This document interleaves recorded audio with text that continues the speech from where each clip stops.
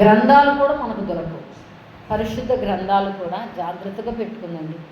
ప్రతిదినము దేవుని వాక్యాన్ని ధ్యానించండి. ఎందుకంటే బహుభయంకరమైనటువంటి ఉగ్రత దినాలలో మనం ఉన్నాం.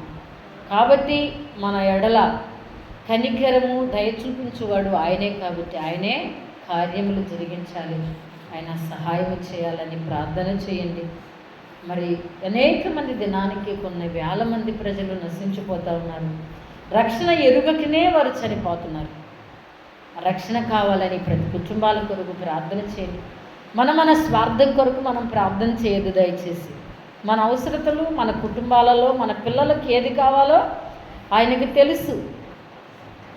కాబట్టి నశించిపోతున్న దేశం కొరకు, నశించిపోతున్న ప్రజల కొరకు, నశించిపోతున్న రాష్ట్రం కొరకు ప్రార్థన చేయండి. అయ్యా, మేము అడగక మునిపే మా అవసరతలు మీరు ఎరిగి ఉన్నారు. అడగలేని వారు భూమి మీద చాలామంది ఉన్నారు. నీ గురించి తెలియని ప్రజలు ఉన్నారు.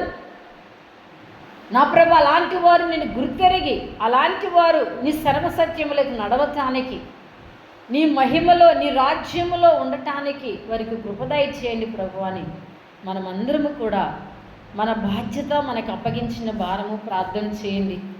అదేవిధంగా దైవజనులు మరి రాత్రులు పగలు, రాత్రి 1 గంట 2 గంటలు ప్రయాణాలు అవుతుంటాయి. దేవుని బిడ్డలారా, మేము కూడా 2 అవుతూ ఉంటుంది ఎంత దూర ప్రయాణమైనా కూడా. మరి దైవజనులు, నేను బైక్ మీద వెళ్ళి వస్తూ ఉంటాం. మరి మేమే కాదు, మిగిలిన దైవజనులందరి కొరకు కూడా ప్రార్థన చేయండి. సేవకులు ఎక్కడున్నా, ఏ డెనామిషన్ కాదండి, ప్రతి డెనామిషన్ సేవకులము ఏకమై, ఈ సంఘాలు ఏకమై మనము జయోత్సాహం చేస్తే ఖచ్చితంగా దేవుడు మన ఎడల కార్యములను జరిగిస్తాడు. ఆ డెనామిషన్ ఈ డెనామిషన్ అని మనకు స్వార్థాలు వద్దు, భేదాలు వద్దు. మన దేవుడు ఒక్కడే, ఆత్మ ఒక్కటే, పరిశుద్ధాత్మ ఒక్కడే, దేవుడు ఒక్కడే, వాక్యము ఒక్కటే. మనమందరము కూడా ప్రభు యొక్క సైనికులుగా మార్చబడాలి. అలాంటి కృప దేవుడు మన తెలుగు ప్రజలకు దేవుడు కలుగ చేయునుగాక. మన భారతదేశానికి అలాంటి సంకల్పాలలో నడవటానికి అనేక మందికి ఉజ్జీవము రేపబడునుగాక.